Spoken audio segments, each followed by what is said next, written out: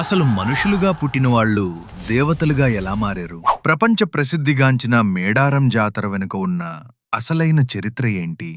ఈ వీడియోలో తెలుసుకుందాం. ఈ చరిత్ర 13వ శతాబ్దంలో మొదలైంది. అప్పుడు మేడారం ప్రాంతం భయంకరమైన కరువులో ఉన్నప్పుడు కాకతీయ రాజులు పన్ను కట్టమని ఒత్తిడి చేశారు.